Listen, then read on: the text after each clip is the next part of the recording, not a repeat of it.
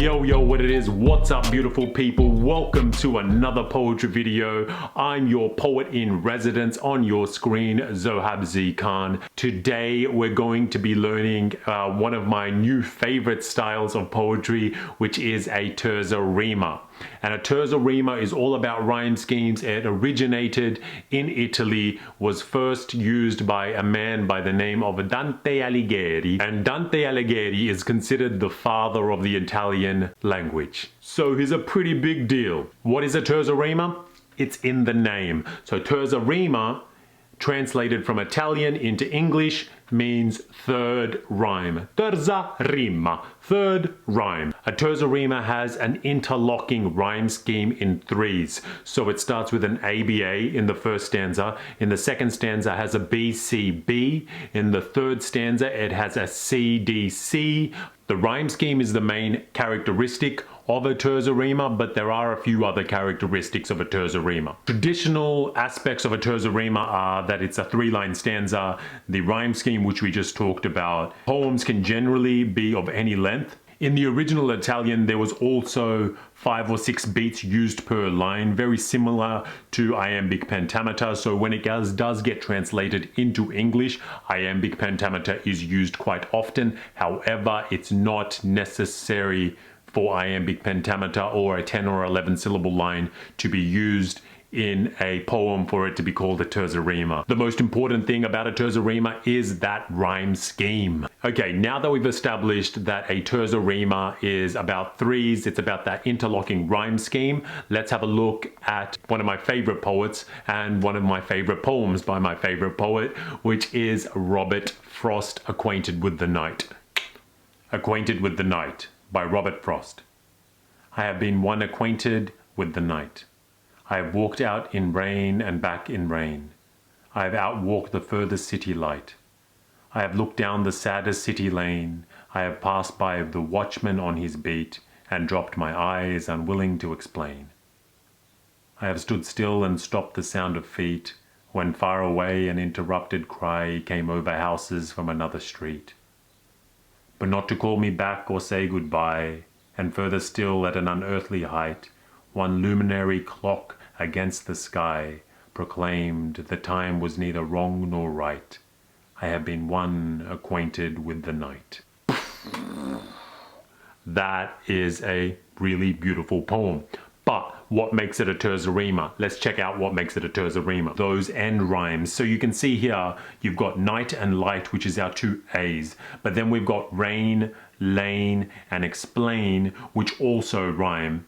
And that's our interlocking rhyme. Then we've got the CDC and the DED, and it ends at the end with the rhyming couplet, which links to the previous stanza with the mid-rhyme, and that's how you get that connection. Frost, in this particular instance, also with his last line, what he does is what I like to call a poetry sandwich, and he makes his first line and his last line exactly the same.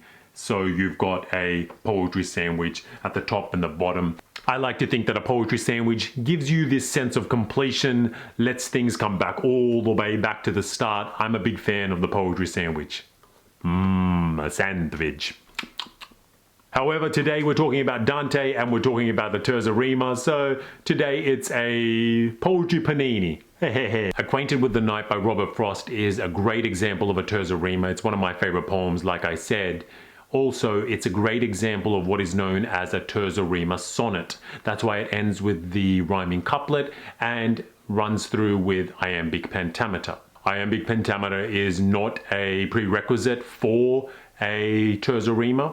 The most important thing about a Terza Rima is that interlocking rhyme scheme. However, in English, quite often the Terza Rima is written with a iambic pentameter. So challenge for today is to write a Terza Rima. The things you need to keep in mind when you're writing a Terza Rima is to use 3-line stanzas, to use that ABA, BCB, CDC rhyme scheme.